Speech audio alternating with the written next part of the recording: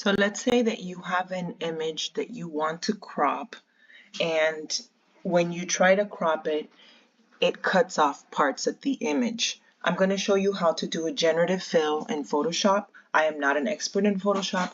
I was looking for this feature and I found it, and I'm going to do just a quick tutorial straight to the point. So you have your picture here.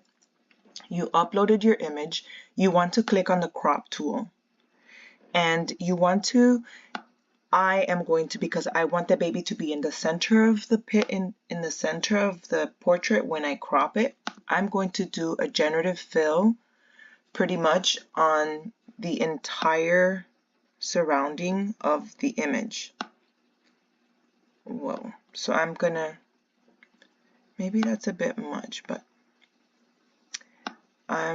I want the baby in the center. So now that I have the baby in the center, instead of this being the fill being transparent, which is the default, I want it to be generative expand. It should usually pop up when you click this, but it doesn't for me. You want to leave the generative expand prompt blank and just click generate. And you wait for the Photoshop to do its magic. And when it's done, you guys will see. Just like that, it expanded your image. Now when I go to crop this, I can crop it without losing any parts of the baby. That's how you do a generative fill in Photoshop.